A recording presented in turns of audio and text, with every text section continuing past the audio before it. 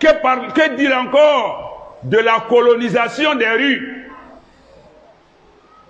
où nous devons épargner les autres? C'est là que nous leur créons des désagréments au nom de l'islam, au nom du Ramadan.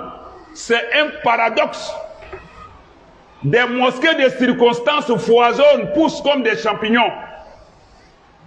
Les routes sont paralysées. La route, elle est publique, elle n'est pas pour les musulmans. La terre appartient à Allah. Mais nous ne sommes pas les seules créatures d'Allah pour profiter de notre existence ici-bas. La route appartient à beaucoup de gens. Il y a des musulmans, il y a des non-musulmans.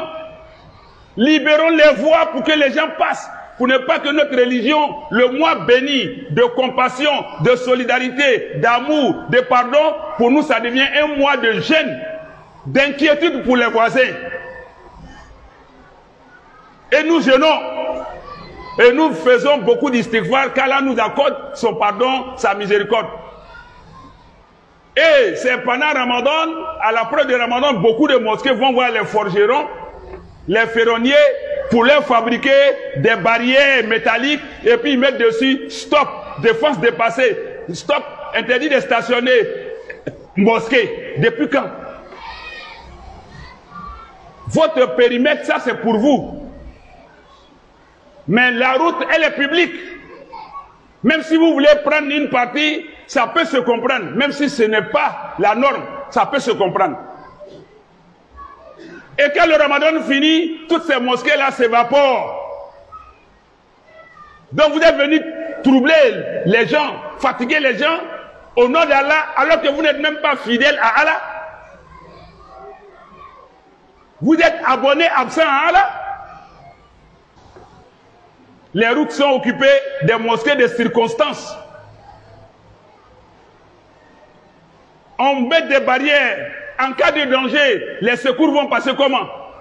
Et malheur à toi, si tu es un malade dans ta voiture, tu veux passer, des gens vont croire que la foi est tellement grande en eux, ils vont venir vouloir s'en prendre à toi. Pour dire, tu ne vois pas qu'on prie, tu ne vois pas que c'est mosquée.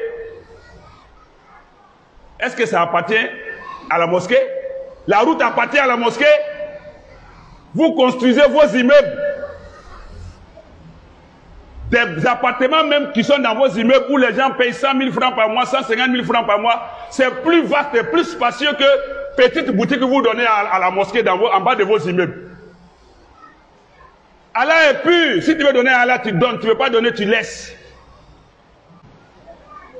Et même micro, quand tu entends bruit de ça, tu penses que c'est la grande mosquée de la Mecque qui est en train de faire azan. Tu cherches, tu arrives devant la porte, mais tu dis, mais où est la mosquée là? On dit, mais voilà ça dans le trou là.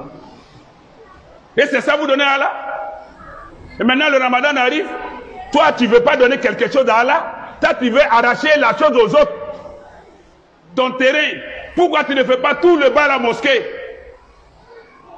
Non, on coupe, on fait magasin.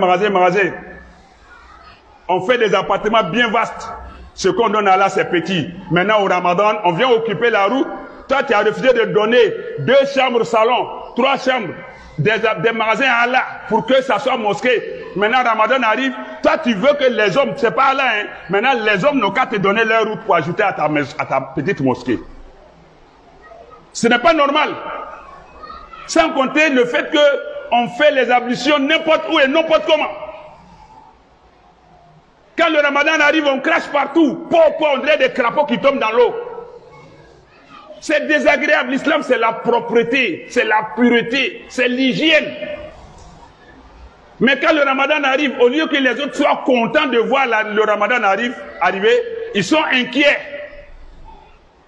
Ils ont peur des désagréments qui vont survenir. C'est pas normal. L'islam, c'est la religion de la paix, du bon vivre, dans la justice, dans la vérité. Pas la transgression, l'outrage, l'extravagance. Sauf de façon, je dirais, circonstancielle. Il y a des cas d'exception. Ce n'est pas régulier. Je prends un exemple le jour de la fête. La mosquée est bondée de monde. Exclusivement, tout le monde comprend que c'est un jour exceptionnel. C'est pour un temps, et puis on évacue. Là, ça peut se comprendre. Parce que même les grandes manifestations, qu'elles soient religieuses ou politiques ou autres, les autorités même souvent bloquent des artères, des routes. Ça, c'est des cas d'exception. Mais refuser de donner quelque chose à Allah et arracher la même chose aux autres pour ajouter à soi, non, Allah ne veut pas ça. Et après, si c'était encore continuel, le Ramadan finit, ces mosquées s'évanouissent. Ce n'est pas normal. Ayons le bon vivre.